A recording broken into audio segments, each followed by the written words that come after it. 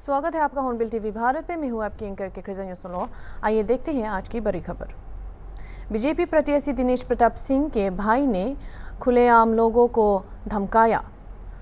यह मामला सदार तहसील क्षेत्र के बेला खारा का है, जहां लोगों द्वारा बताया जा रहा है कि आरोपी पहुंचे और बांधते जा रहे मतदान पर्ची को अपना साथ ले गए।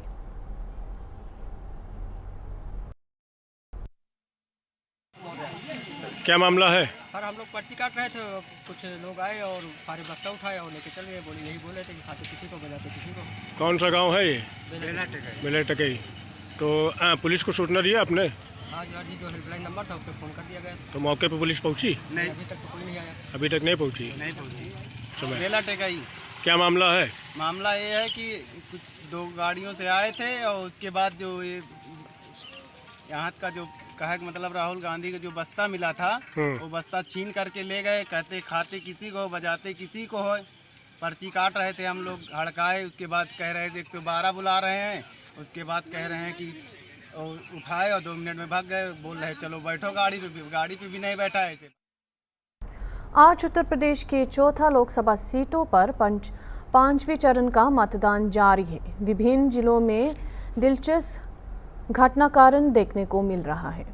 बहराइच जिले में व्यापारियों ने मुख्य बाजार बंद कर अनोखा कदम उठाया है, क्योंकि वह जिले के भीतर स्थित केसरगंज और प्रयागपुर विधानसभा क्षेत्रों में मतदान को लेकर चिंतित है। व्यापारियों को डर है कि अगर उनकी दुकानें खुली रहे तो इन निर्वाचन क्षेत्रों के निवासी खरीदारी के लिए शहर में आ सकता है, जिससे संभावित रूप से मतदान प्रतिशत कम हो सकता है।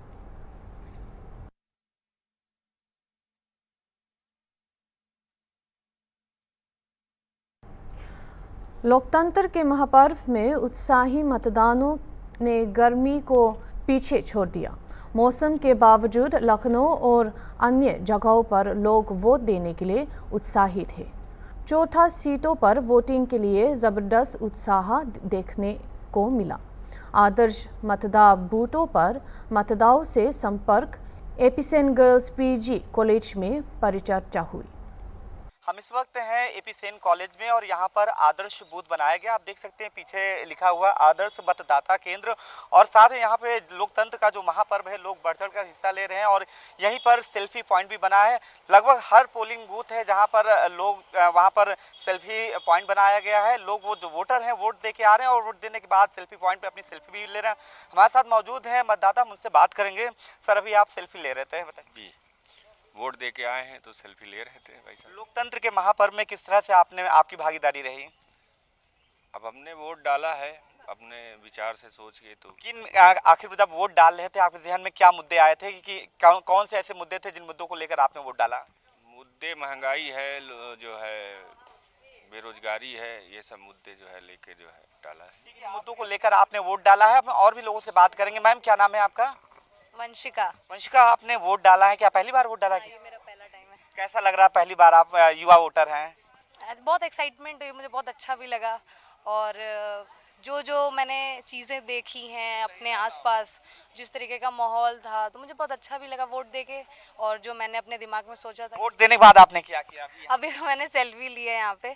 तो यानी यादगार ये पल। और क्या, मेरे लिए तो भाई मेरा पहला वोट था, तो मैं याद करना चाहती हूँ ना, अच्छा लगता है मुझे। आप युवा वोटर हैं और इन्होंने वोट डालने के बाद पहली बार इन्होंने वोट डाला था। वोट डालने के बाद आपने सेल्फी भी ली, और सेल्फी इसलिए ली कि ताकि लोकतंत्र के महापर्व में वो यादगार वो पल हमेशा उनके जहन में रहे। और जब भी वो याद आए कि हाँ कि हमने इस मतदान केंद्र पे अपना पहला वोट डाला, तो और यही वजह उसको यादगार बनाने के लिए ही सेल्फी पॉइंट पे लोग सेल्फी ले रहे हैं। देख सकते हैं आप लोग भी हैं, सेल्फी पॉइंट बना हुआ है, यहाँ पर सेल्फी ले रहे हैं। और लोकतंत्र के महापर्व में जिस तरह से लोग बढ़ चढ़ कर हिस्सा ले रहे हैं, जो तपिश है, तेज धूप है और तेज गर्मी भी है, इन लोगों का उत्साह कम नहीं कर पा रही। हम लोगों से बात की। लोकतंत्र के महापर्व में जिस तरह से लोग बढ़ चढ़ कर हिस्सा ले रहे हैं, मुद्दे बहुत से लोग हैं, उनका साफ कहना है कि जो लोग हैं वो लोग जो है इसलिए वोट दे रहे हैं क्योंकि वो भारत के नागरिक हैं, इस वजह से वोट दे रहे हैं। और लोगों से बात करेंगे। मैम, आपने वोट डाल दिया है? आप पहली बार डाली हैं क्या? नेशनल उसके लिए, लोकसभा इलेक्शन के लिए फर्स्ट टाइम। कैसा लगा? आप पहली बार लोकसभा में वोट डाली, कैसा लगा आपको? अच्छा लगा। आप यहाँ पे सेल्फी पॉइंट बना है, आप सेल्फी नहीं ले रही हैं? बस फ़ोन्स आ जाए। अच्छा, और भी लोगों से बात करेंगे हाँ सर। जी। अच्छा, आप युवा वोटर हैं, एज ए फीमेल आपने वोट अपना कास्ट किया, आपके जहन में कैसे कौन से मुद्दे थे जिन मुद्दों को लेकर आपने अपना वोट कास्ट किया? हाँ, तो बहुत सारे मुद्दे हैं जिनके लिए हमें बात करनी चाहिए या जिनके लिए हमें डिस्कस करना चाहिए। For example representation of women everywhere, not just in employment opportunities corporates में, then there are things like आपके लोकसभा वगैरह में, गवर्नमेंट में, जुडिशरी में काफ़ी ज़्यादा रिप्रेजेंटेशन के जो इश्यूज़ है, दैट इज़ वन ऑफ ठीक द है, आपके अपने इशू थे, आप भी वोट कास्ट किए अपना? पहली बार वोट डाले हैं क्या? अच्छा, ठीक है, आपने वोट डाला, कैसा लगा? लोकतंत्र के महापर्व में इतनी गर्मी हो रही है उसके बावजूद भी वोट डालने आए, क्या कहेंगे? क्या कहना चाहेंगे? अच्छा लगा। ठीक है, सभी लोग अपने लोकतंत्र के महापर्व में सभी की भूमिका है और सभी बढ़ चढ़ के हिस्सा ले रहा है। सर, आपसे भी बात करेंगे।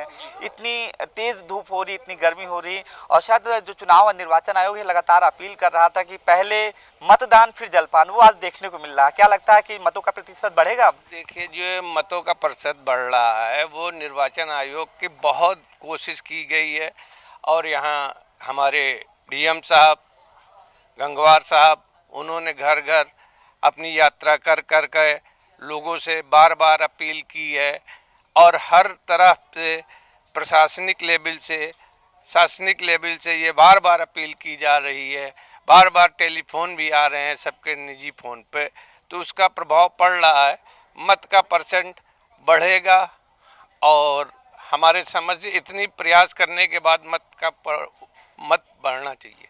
ठीक है, आप लोकतंत्र के महापर्व में आपकी बढ़ चढ़ कर हिस्सेदारी हो रही है, और जिस तरह से जो तेज धूप है, यानी सूरज की तपिश भी जो वोटरों का उत्साह है वो कम नहीं कर पा रही, और यही वजह है कि सूरज की तपिश के आगे भी लोगों का उत्साह बहुत चरम पर है और लोग बढ़ चढ़ कर इस लोकतंत्र के महापर्व में हिस्सा ले रहे हैं। और जो जिस तरह से ये आदर्श बूथ बना है, मतदान केंद्र बना है, इसके अंदर एक ग्रीन बूथ भी बना है। ग्रीन बूथ इसलिए बनाया गया ताकि लोगों को एक मैसेज दे सके, ग्रीनरी के हरियाली को बढ़ाया जाए। तो यहाँ पर आदर्श मतदान केंद्र के साथ साथ ग्रीन बूथ भी बनाया गया है, और जिस तरह से लोगों का उत्साह है, वाकई में जो सूरज की तपिश है उस सूरज की तपिश से भी लोगों का उत्साह लोकतंत्र के पर्व में कम नहीं हो रहा।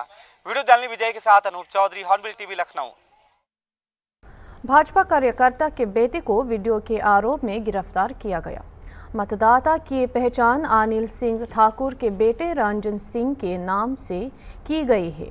वीडियो फर्रुखाबाद लोकसभा क्षेत्र से सामने आया, जो ईटा जिले में स्थित है। चुनाव आयोग ने एक पोलिंग बूथ पर दोबारा चुनाव कराने की सिफारिश की है।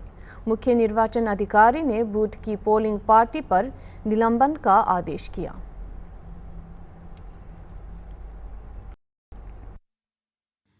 कल शाम को एक वीडियो वायरल हुआ था जिसमें एक व्यक्ति को बार बार एक ईवीएम पे वोट डालते हुए दिखाया गया था, और इस वीडियो की जानकारी होने पे इसकी जांच करवाई गई और पता चला कि ये फर्रुखाबाद लोकसभा क्षेत्र का वीडियो है, और वहाँ अलीगंज विधानसभा जो एटा ज़िले में पड़ती है उसके एक गांव का वीडियो है।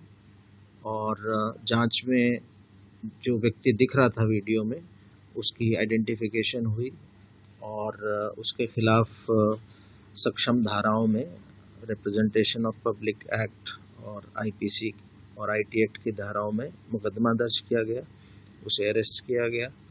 और उस गांव में एक ही बूथ है, उस बूथ में जो पोलिंग पार्टी थी उसके सभी मतदान कर्मियों के खिलाफ विभागीय कार्रवाई और सस्पेंशन करते विभागीय कार्रवाई शुरू करने का निर्णय हुआ, और वहाँ पुनः मतदान की संस्तुति भारत निर्वाचन आयोग को की गई है।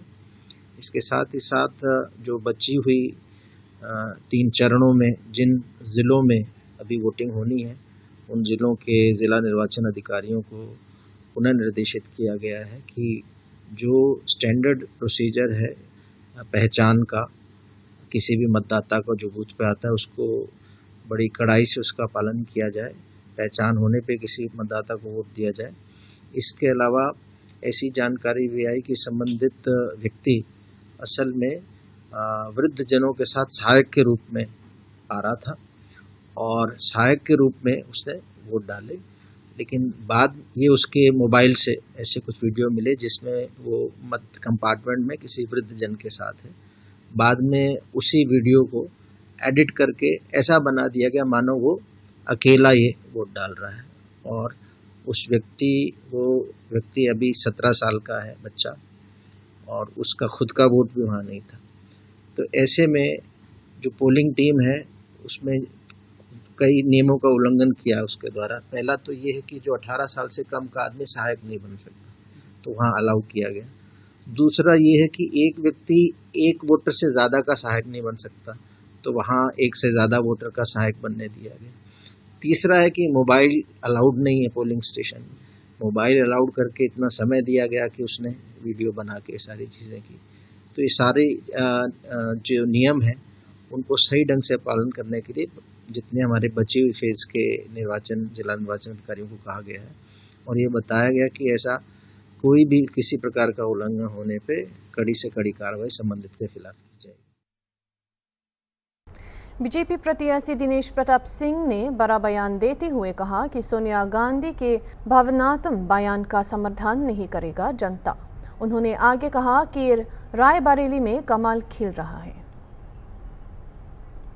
जिन्होंने मोदी जी के भरोसे को रायबरेली में बढ़ाया है, और आज रायबरेली के पूरे गांव गली में सब जगह मजबूती के साथ कमल खिल रहा है। भारी मतों से भारतीय जनता पार्टी यहाँ जीत रही है, ऐसा हम महसूस कर रहे हैं। अब हो सकता है, ये मेरा तो कोई काम नहीं है, लगाया गया होगा, और मैं समझता हूँ ये सभी कोई जानता है। मुझे तो वायनाड की दूरी नहीं पता है, और मुझे वायनाड जाना भी नहीं है। अब राहुल जी अमेठी से छोड़े, वायनाड चले गए, और रायबरेली से छोड़ के फिर वायनाड जाना होगा, तो लोगों ने सोचा होगा कि इनको किलोमीटर बता दिया जाए कि रायबरेली से कितनी दूरी है। रायबरेली की जनता जाने। राहुल गांधी इलेक्शन करने आ रहे हैं, पहली बार तो आप सबने देखा कि प्रियंका गांधी ने रायबरेली में रोड शो की अनुमति मांगी, अनुमति मिल भी गई, और फिर पलायन कर गई। जैसे सोनिया गांधी बिना चुनाव लड़े चली गई, वैसे बिना रोड शो किए प्रियंका गांधी चली गई, और मैं समझता हूं शाम तक राहुल गांधी भी चले जाएंगे। जाने वाले चले जाएंगे, रहने वाले रहेंगे। रायबरेली का सेवक रहेगा, रायबरेली की सेवा करेगा, जन जन की सेवा करेगा, गांव गली की सेवा करेगा, और यही उपलब्ध रहेगा 24/7। राहुल गांधी अपने 5वें चरण के मतदान दौरे पर रायबरेली में है, जहां वो सरदार विधानसभा की रही ब्लॉक की कुचारिया मतदान केंद्र का निरीक्षण किया। उन्होंने 2 बूथों पर सीसीटीवी कैमरा नहीं लगे होने पर आपत्ति जताई।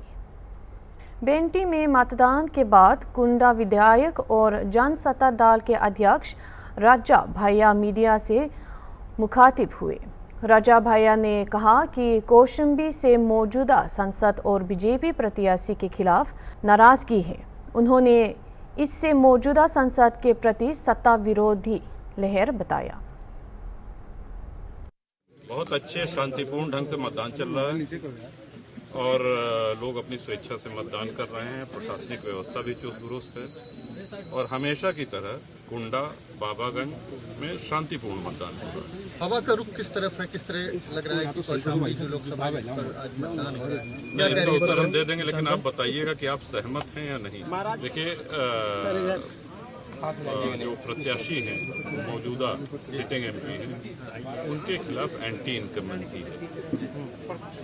अपने जो जनसत्ता दल के समर्थक कार्यकर्ता शुभचिंतक हैं, सबसे हमने महाराज जी अनुप्रिया जी का एक बयान आया था, उन्होंने कहा था कि राजा जो है वो ईवीएम से पैदा होता है। इस पे क्या रिएक्शन रहेगा? वो बयान अनावश्यक था, उसकी कोई आवश्यकता नहीं थी देने की। और ईवीएम से राजा नहीं पैदा होता है, ईवीएम से जनसेवक पैदा होता है, ईवीएम से जनप्रतिनिधि पैदा होता है, और उसकी आयु 5 वर्ष की होती है। 5 वर्ष बाद जनता जनार्दन निर्णय करती है कि इसको पुनर्जीवन देना है कि नहीं देना है।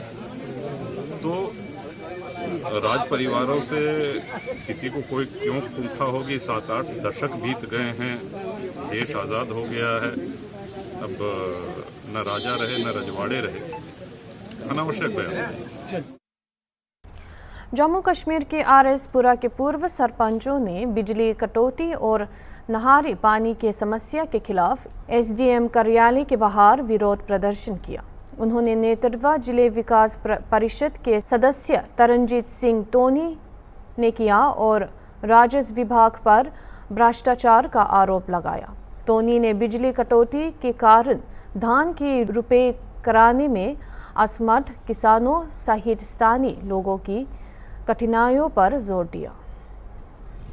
आगे गरीब मरा जा रहा है, उसकी खाद महंगी, बीज महंगा, उसकी बुआई महंगी, उसकी कटाई महंगी, उसकी सारी लेबर महंगी, और उसका बेचने का रेट वही है जो 2014 से पहले था, वही है, वो रत्ती भर नहीं बढ़ा, उससे भी कम हो गया। कैसे कमाई हो, अब तो उससे भी कम हो गया। हम ये मांग करते हैं जनाब, अगर ट्रैक्टर चलना है तो डीजल से, आपको मालूम है ना डीजल जो 35 रुपये देने लगे थे आज कहाँ चला गया डीजल, आपको अच्छी तरह संज्ञान है इन बातों का। और हम ये कहना चाहते हैं एलजी साहब, आपने कल की है मीटिंग एग्रीकल्चर की, लेकिन एग्रीकल्चर खत्म कर हो जाएगा अगर ये जो इरिगेशन और बिजली विभाग का ऐसा रवैया रहा। इरिगेशन वाले ट्यूबवेल उनका महकमा नहीं चल रहा, लिफ्ट का महकमा नहीं चल रहा, आपका नहरों का महकमा है, चैनल सारे टूटे हुए हैं, डीसिल्टिंग हुई नहीं है। आपकी डीसिल्टिंग होनी चाहिए 15 अप्रैल से पहले, उसके बाद आप नहरें छोड़े, लेकिन वो खाने के चक्कर में उसकी डेट ही आज तक सही फिक्स नहीं हो सकी। हम बड़ा वाज़े तौर से कहना चाहते हैं एलजी साहब, आपको इंटरवीन करना पड़ेगा। इस वक्त पावर कट्स नहीं चाहिए किसान को, इस वक्त हमें कनेक्शन नहीं चाहिए, इस वक्त हमारे कनेक्शन ना काटे जाएं। और लोग इस वक्त जो हैं, किसान जो हैं, आगे ही इस सरकार के, मोदी सरकार द्वारा सताए हुए हैं, इनको और मत सताएं, नहीं तो यहाँ पे भी किसान आंदोलन होगा और उसे कोई रोक नहीं पाएगा। मैं मीडिया के माध्यम से कहना चाहता हूँ कि मैं सरपंच हूँ सही खुर्द का। हमारे बॉर्डर पे 3 पंचायतें हैं, सही कलांस, सही खुर्द एंड सही निकवाल। वहाँ हमारी ये समस्या है कि जब हम लोग वहाँ बैठे थे तो हमें नहर का पानी देने के लिए सरकार ने वादा किया था। आज वहाँ नहर टेल एंड पे कोई नहर का बंदोबस्त नहीं है, वहाँ जो लिफ्ट का कोई लिफ्टें ख़राब पड़ी हैं, ट्यूबवेल ख़राब पड़े हैं, पानी का कोई बंदोबस्त नहीं है। जो हमारा बिजली का बिल जो 250, 300, 350 तक बिल आता था, आज 1100 से ऊपर 1000 से ऊपर बिल आ रहा है। बताओ, ये सरकार बोलती है किसानों की हम दुगनी इनकम करेंगे, क्या इनकम करेंगे? अभी कनेक्शन काटे जा रहे हैं, पानी नहीं दे रहे हैं, तो किसान कहाँ जाएगा?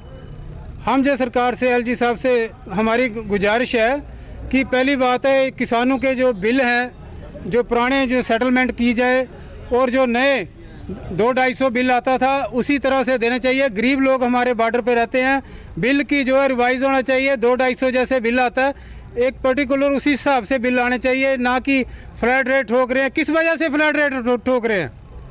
हमारे गरीब लोग हैं, कहाँ से, ना कोई इनकम है, ना कोई नौकरी है, कहाँ से लोग बिल देंगे जे? तो गुजारिश है, जे टोकन प्रदर्शन है, आगे अगर ऐसा नहीं हमारे साथ कोई सेटलमेंट हुआ तो हम पूरा प्रदर्शन करेंगे, पूरे इलाके के लोग इकट्ठे करेंगे और हम रोड बंद करेंगे। हमारे टोनी साहब ने बोला है कि पानी की काफ़ी समस्या आ रही है कि अभी 10-15 दिन के बाद धान की फसल जो है लगना शुरू हो जाएगी। बम्बियों को जो कनेक्शन सरकार ने कटवा दिया है, मीटर जो स्मार्ट मीटर लगाए हैं, इसका बिल जो 25 और 3000 रुपये आ रहा है। आम नागरिक के लिए जो बिल पे करना बहुत मुश्किल है, इसलिए जो लोग काफ़ी परेशान हैं। पानी जो अभी नहीं आ रहा, धान की फसल लगनी है, तो इसलिए जो आज की जो प्रोटेस्ट जो की जा रही है कि ताकि जो स्मार्ट मीटर हैं उनको भी थोड़ा सा कंट्रोल किया जाए, कनेक्शन दिए जाएं, ताकि जो हमारे किसान लोग हैं उनको ये पानी की सहूलत मिल सके, ताकि धान की फसल जो सीज़न अभी आने वाला है उसमें अच्छी ढंग से जो हमारा जो धान की फसल लग जाए। बात ऐसी है कि आज जो प्रदर्शन है, सभी सरपंच यहाँ पे जो एक्स सरपंच हैं वो सारे यहाँ पे आए हुए हैं। पार्टी की यहाँ पे कोई बात नहीं है, सभी पार्टियों के बंदे यहाँ पे आए हुए हैं। प्रॉब्लम एक ही है, बिजली की प्रॉब्लम, मेन प्रॉब्लम है बिजली की, क्योंकि बिजली अब हमारी यहाँ पे मुंजी जो है, पैडी का सीज़न है, उसके लिए पनीरी पहले बुआई की जाती है। पनीरी के टाइम पे ये जब गेहूं की फसल कटती है तब ये ट्रांसफार्मर, जितने भी आउटसाइडर ट्रांसफार्मर जो जहाँ पे बिजली मोटरों के ट्रांसफार्मर, सारे कनेक्शन जो हैं काट दिए जाते हैं ड्यू टू के कोई फायर, मतलब आगजनी ना हो जाए, उसके बहाने से ये काटे जाते हैं। चलो वो ठीक बात है, लेकिन उसके बाद में जब लगवाने की बात आए, हर सीज़न यही इलेक्ट्रिक डिपार्टमेंट है, जो बिजली का विभाग है, वो ये कहता है कि आप पहले अपने बिल जमा करवाइए, उसके बाद में कनेक्शन लगेगा। ये हर साल यह प्रदर्शन होता है, हर साल ये बात करनी पड़ती है। इनसे, डिपार्टमेंट से ये पूछा जाए कि इनके पास जितने भी फीडर हैं, इनके फीडरों के ऊपर 10 फीडर हैं अगर या 15 फीडर है, उसके ऊपर लाइनमैन एक है, इनके पास मैनुअली तो वहाँ पे कोई बंदा है नहीं।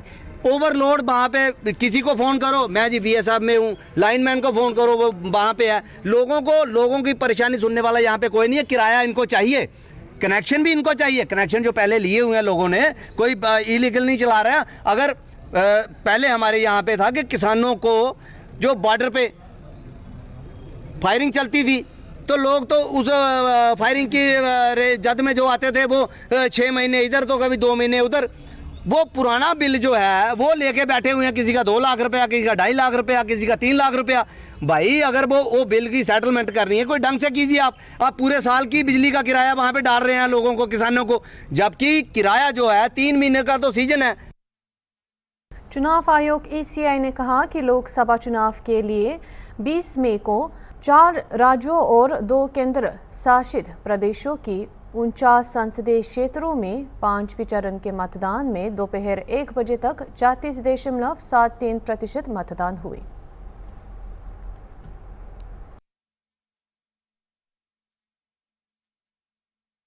अभी के लिए इतना ही, और खबरों के लिए देखते रहिए हॉर्नबिल TV।